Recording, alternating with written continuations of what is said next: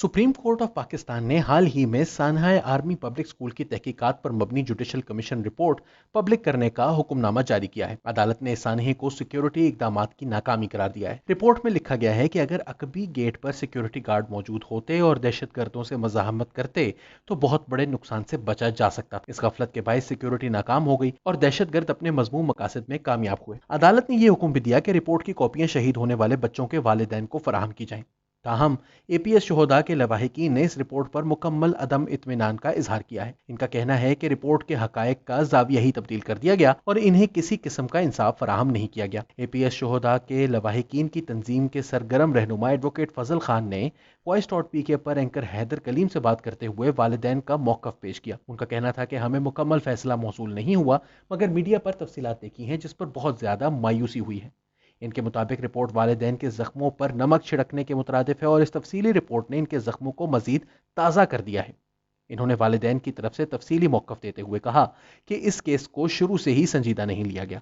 APS का वाकया जो दिसंबर 2014 में पेश आया, इसकी तहकीकाती रिपोर्ट 1 साल के अंदर आ जानी चाहिए थी, मगर इसका आगाज ही ताखीर करके 9 मई 2018 को किया गया और तकरीबन 6 साल बाद एक नाकारा और बोसीदा रिपोर्ट शाया कर दी गई।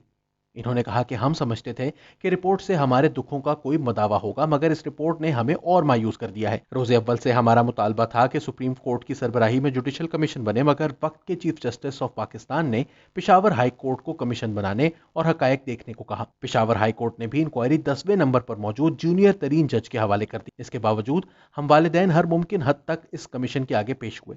हमने अपने बयानात रिकॉर्ड करवाए और मुकम्मल ताउन किया। उन्होंने कहा कि हम पढ़े लिखे शहरी हैं और हमें आइन और कानून का मुकम्मल इल्म है। हम बखूबी आगाह हैं कि रियासत और शहरियों की क्या जिम्मेदारियां हैं, लिहाजा हमने किसी भी किस्म की मुदाखलत किए बगैर सारा मामला जुडिशल कमीशन के सुपुर्द कर दिया। उन्होंने कहा कि हम अदालतों का भरपूर एहतराम करते हैं, मगर हम ये कहने पर मजबूर हैं कि हमारे तहफ़्फ़ुज़ात को तोड़ मरोड़ कर किसी और सिमत में ले जाने की कोशिश की गई। ऐसे लगता है कि यह फैसला कहीं और से लिखवा कर सुनाया गया है और मौज़िज़ जज ने सिर्फ दस्तखत किए हैं। इनके मुताबिक जज साहब अपने इख्तियारात से किसी और तरफ जाकर असल हकायक पर पर्दा डालने की कोशिश कर रहे हैं।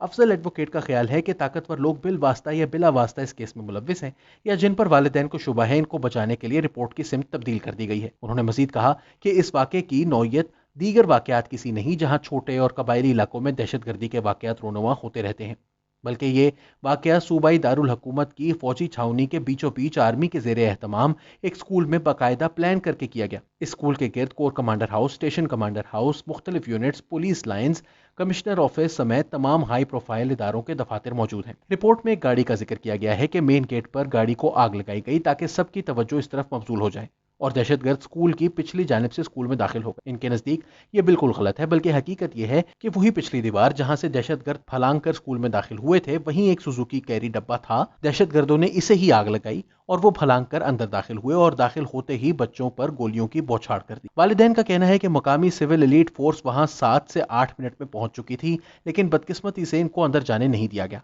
इंतजामिया ने स्कूल को बाहर से मुकम्मल सील कर दिया, जबकि सिक्योरिटी फोर्सेस को अंदर जाने नहीं दिया गया। पुलिस, जो कि ऐसे वाकयात से निपटने के लिए तरबियत याफ्ता इदारा है, इसको ये कहकर अंदर जाने से रोक दिया गया कि ये आर्मी का स्कूल है, यहाँ सिविल इदारे दाखिल नहीं हो सकते। दहशतगर्दों के मामले में गलत मालूमात दी जाती रही, क्योंकि हमला आवर की लाश देखने से कबल इस बात का तयन नहीं किया जा सकता कि इनकी तादाद कितनी थी, जबकि आज तक हमला आवरों की डेड बॉडीज को पब्लिक नहीं किया गया। हुकाम ने मीडिया को जो कहानी सुनाई, इसी पर यकीन कर लिया गया।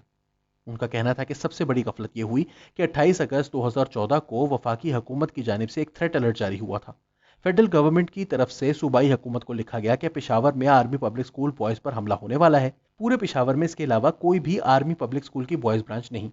इसके बाद वफाकी और सूबाई दोनों हुकूमतों की जानिब से इस पर कोई अपडेट नहीं ली गई। वालिदैन ने कहा कि इस अलर्ट को नजरअंदाज करने वालों में से किसी की सरजनिश नहीं की गई, किसी को सजा नहीं दी गई और ना ही इतनी बड़ी गफलत पर किसी को जिम्मेदार ठहराया गया। खैबर पख्तूनख्वा के वजीर दाखिला अख्तर अली शाह ने एंकर पर्सन दानिश के प्रोग्राम में मिनोअन तस्लीम किया है कि वाकया इनकी गफलत का नतीजा है। अलावा अजीज चीफ पुलिस अफसर नासिर दुर्रानी ने भी ये तस्लीम किया था कि यह सानेहा हमारी गफलत की वजह से हुआ। वालिदैन ने कहा कि इन तमाम जिम्मेदारान को सजा देने की बजाय तरक्कियां दी गई, बड़े ओहदों से नवाजा गया और रिटायरमेंट खत्म होने के बाद बहुत सौ की मुद्दत मुलाजमत में तोसी भी करवाई गई। उन्होंने बताया कि हमें एहसानुल्लाह एहसान के बारे में मुकम्मल ब्रीफिंग दी गई थी। कोर कमांडर लेफ्टिनेंट जनरल हिदायत उर रहमान पेशावर की तरफ से इन्हें कहा गया कि यह वाकया तहरीक तालिबान ने किया है।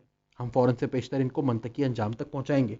मगर एहसानुल्लाह एहसान को इनकी ज़रूरत के तहत मीडिया पर लाया गया कि इसने सरेंडर किया है और इसे गिरफ्तार किया गया है। इसे मिलिट्री कोर्ट्स के तहत एक दिन में सजा देने की बजाय 3.5 साल तक मेहमान बनाकर रखा गया और फिर वो भाग गया। खुद वफाकी वजीर दाखिला ने तस्लीम किया कि वो वाकई हमारी हिरासत से भाग गया है।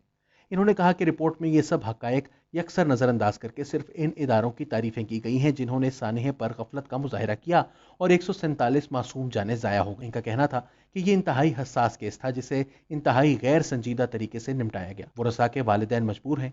इस रिपोर्ट के बाद बहुत से वालिदैन नाउम्मीद हो चुके हैं।